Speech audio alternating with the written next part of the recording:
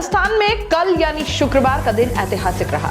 कारण यह था कि यहां पहली बार एसीबी ट्रैप वाले किसी भ्रष्ट अधिकारी पर ऐसी कार्रवाई हुई जो पहले कभी नहीं हुई थी, यानी कि अवैध जमीन पर बुलडोजर चल गया। ऐसा नहीं है कि यह कार्रवाई पहली बार हुई, पहले भी रीट पेपर लीक के मास्टरमाइंड भूपेंद्र सारंग के कोचिंग और घर पर सरकार बुलडोजर चलवा चुकी है, लेकिन किसी रसूखदार अधिकारी पर इस तरह की कार्रवाई अब तक देखने में नहीं आई थी। बहरहाल पूरे मामले से आपको रूबरू करवाते हैं। हुआ यूं कि हरिद्वार के दवा कारोबारी से रिश्वत मांगने के मामले में एसीबी ने 16 जनवरी को एएसपी दिव्या को पकड़ा। यह रिश्वत कारोबारी का नाम आरोपियों की सूची से हटाने के बदले में मांगी गई थी। दिव्या ने एसओजी की धौंस जमाते हुए कारोबारी को दलाल यानी निलंबित सिपाही सुमित जाट से संपर्क करने को कहा। सुमित ही दवा कारोबारी को दिव्या के रिसोर्ट लेकर आया। यहां कारोबारी से मारपीट की बातें सामने आई। एसीबी कोर्ट ने दिव्या को पहले रिमांड फिर न्यायिक अभिरक्षा में भेजा था।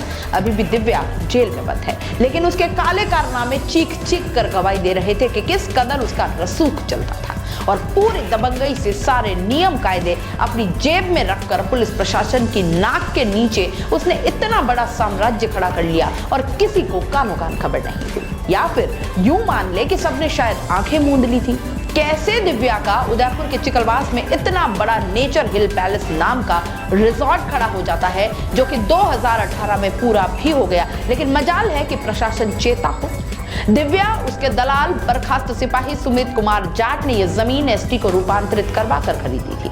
बड़ी ही चालाकी से दिव्या ने 5046 वर्ग फीट पर 2017 में यूआईटी से फार्म हाउस बनाने की मंजूरी ली, लेकिन निर्माण 1,65,000 वर्ग फीट पर धड़ल्ले से करवा लिया और वो और तो और सेटबैक भी उसने नहीं छोड़ा। सुमित की ओर से कोई स्वीकृति नहीं ली गई थी, लेकिन फिर भी निर्माण करवा दिया गया। यहाँ करीब 26 एसी कमरे थे, 2 बड़े हॉल थे, full laundry service, free parking, free wifi, दिव्यांग के लिए ramp, outdoor pool, room service, child friendly, night club की सुविधा और साथ ही पेट फ्रेंडली भी था।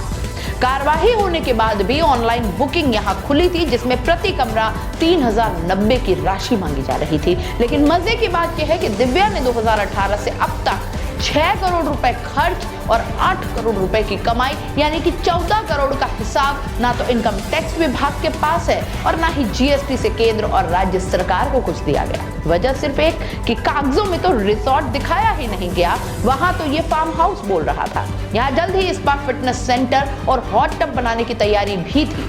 दिव्या ने इस अवैध रिसोर्ट पर 6 साल में 6 करोड़ रुपए लगाए, इंटीरियर और फर्नीचर पर 1 करोड़ रुपए अलग से लगाए। चौंकाने वाली बात यह नहीं है, चौंकाने वाली बात अब बताते हैं कि यहां से करोड़ों रुपए कमाए गए, लेकिन रोड गिट्टी से लेकर के इंटीरियर वालों की देनदारी के लाखों रुपए आज भी बकाया है। कार्यवाही के दौरान भी ये लोग पहुंचे, इनकी शक्लें उतरी हुई थी और उन्होंने टीम से ये कहा कि पहले ही पैसे मिलने की उम्मीद बहुत कम थी और अब तो ये उम्मीद भी टूट गई। चिकलवास में ये दिव्या का फार्म हाउस किसी 5 सितारा होटल की तरह सर्विस दे रहा था। कैसे मुमकिन है कि प्रशासन को कानो कान खबर न हुई हो? क्या रसूख का जोर इस कदर चलता है? अपनी मेहनत की कमाई पाई इकट्ठी करके भी किसी गरीब का आशियाना ढाने पर यूआईटी निगम नहीं सोचते, लेकिन घूस की कमाई और अवैध रिसोर्ट का ताना बाना इस कदर बुन लिया जाता है और सब सोते रहे। बड़ी गजब की बात है, लेकिन चलो इस बात से ही संतोष कर लेते हैं कि देर आए दुरुस्त आए। दिव्या का ये दिव्य रिसोर्ट सुबह 6 बजे ढहाना शुरू किया गया। 12 घंटे की कार्यवाही लगातार चलती रही, शाम 6 बजे तक, और मौके पर दिव्या का परिवार भी मौजूद रहा। लेकिन कारनामे जब सामने हो और सबूत खुद चीख चीख कर बोल रहे हो तो कोई कुछ नहीं कर सकता। कहते हैं कि पाप का घड़ा भरता है, बस वही हुआ।